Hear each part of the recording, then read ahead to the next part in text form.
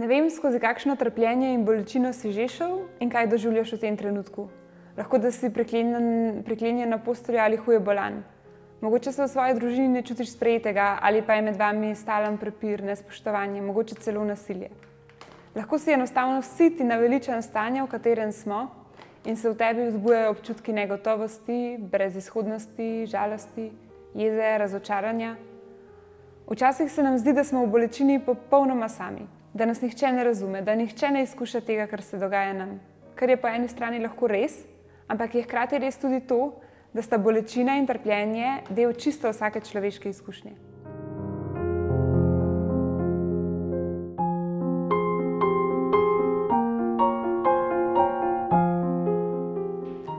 Ker psalmi povzemajo našo človeško izkušnjo, je torej logično, da opisujejo tudi izkušnjo trpljenja in bolečine.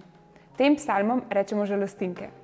Od vseh 150 psalmov jih je kar 40 individualnih in okrog 10 skupinskih žalostink, kar naredi žalostinke za najbolj popularno zvrst psalmov. Danes bomo pogledali 3 od teh, in sicer psalm 44, psalm 88 in psalm 51. Sprva ne izgleda, da bo psalm 44 žalostinka. Začne se zelo pozitivno. Kako luštno je bilo včasih oziroma kako velika dela je Bog storil za nas. Zaradi vseh teh del lahko psalmist zaupa Bogu. Sliši se, kot da bi govoril kakšen malo starejši Slovenec, ki razgleblja, kako fino je bilo včasih v Jugoslaviji, ali pa eden izmed duhovnikov, ki jamra, kako so bile cerkve včasih polne. Ko se soočamo s trpljenjem in bolečino, se naš spomin vrača v stare čase.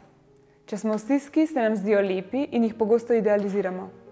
Kdo izmed nas si ne želi, da bi bilo te korone konec in bi se lahko vrnili v star način življenja? Zakaj se nam to sploh dogaja? Ker so spomini eno najmočnejših orožij, ki jih imamo v času stiske. Povezani so z našo identiteto. Zaradi spominov vemo, kdo smo. Predstavljajmo si, da izgubimo spomin. Pozabimo na vso svojo zgodovino, na veščine, ki smo jih obvladali, na ljudi, ki so nas imeli radi in s katerimi smo šli skozi življenje. Takrat ne vemo več, kdo smo. V duhovnem življenju spomin hrani vse naše izkušnje z Bogom. Izkušnje, ki so jih naši starši in naši stari starši prenesli na nas. Zaradi spomina vemo to, kar pravi psalmist v 5. vrstici psalma. Ti si moj kralj in moj Bog, ti mi pošiljaš rešitev. Spominjanje Božje dobrote je v času stiske, trpljenja, žalosti ključnega pomena. Ko so naše oči zamegljene, vidimo samo sedanji trenutek, samo tisto, kar se nam dogaja sedaj, kako nam je hudo, pozabimo pa na celoto našega življenja, ki je veliko več kot ta moment zdaj. Spomin nas opomni, da obstaja več kot to, kar se nam dogaja v tem trenutku. Ena izmed molitvenih praks v stiski in dvomu je tudi ta, da se spomnimo na vse ključne trenutke svojega življenja, na dobrote, ki nam jih je izkazal Bog. To stiske ne izniči, kot bomo tudi videli v nadaljevanju psalma 44, ampak nam podari drugačen, bolj uravnotežen pogled nase in na svoje življenje. Psalm se po prvih pozitivnih vrsticah začne prevešati v žalostinko. Zavrgal si nas, nas izročil za sramovanje, ne bojuješ se več z nami. To je obup ljudstva nad situacijo, v kateri so se znašli. Z vsako vrstico narašča. Proti koncu jezno izbruhne. Zbudi se, zakaj spiš, o Gospod? Prebudi se mendar, ne zavrzri nas zavedno. Zakaj skrivaš svoje obličje, pozabljaš našo nesrečo in našo stisko? V psalmih ni skrivanja čustev. Psalmist je jezen na Boga in to tudi jasno pove. Ne razume, zakaj se mu to dogaja in misli, da se mu godi krivica, česar pred Bogom ne skriva. Bog je kriv za njegovo stisko, ker je vsemogočen, ampak je vseeno ni preprečil. Ko beremo te vrstice, se sodobni kristjan lahko počuti kar malo neudobno. Večinoma smo bili naučeni, da je naša jeza greh, eden od 7 glavnih, in da jo moramo potlačiti, skriti, oziroma še bolje, da je sploh ne čutimo. Zato je tudi v naših molitvah ponavadi ni. Že na človeka naj se ne bi jezili, kaj šele na Boga.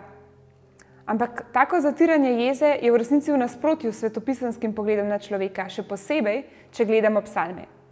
Jeza je čustvo, ki se vzbudi, ko človek vidi neko neskladje med tem, kar bi moralo biti, in tem, kar je. Človeka porine v to, da zahteva, da deluje, da je aktiven, da si želi spremembe.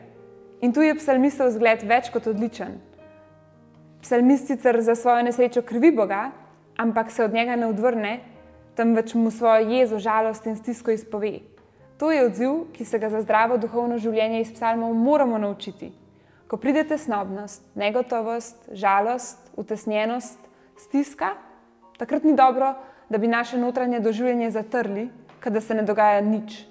Slej ko prej bo izbruhnilo iz nas ali pa nas celo privedlo do tega, da se odvrnemo od Boga. Psalmi nas spodbujajo, da Bogu izpovemo, kaj se dogaja z nami, tudi takrat, oziroma še posebej takrat, ko nam je težko. Ta tema se še bolj pokaže v Psalmu 88. Ta je verjetno eno najtemnejših besedil v Svetem pismu. Upanje je odšlo.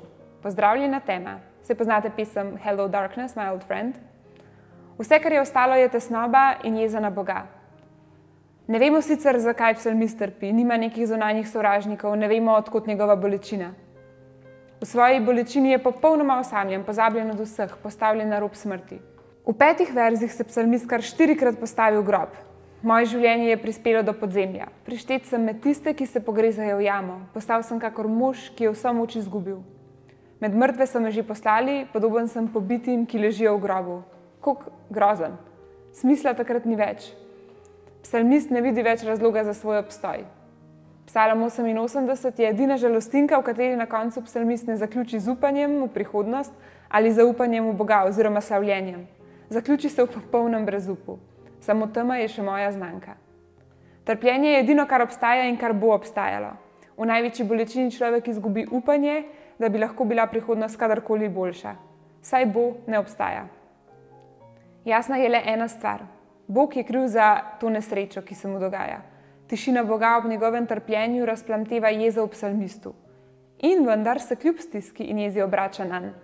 Še več, način, na katerega govori z Bogom, kaže, da sta se v resnici izredno blizu, odseva nek intimen odnos, kjer vlada popolna iskrenost.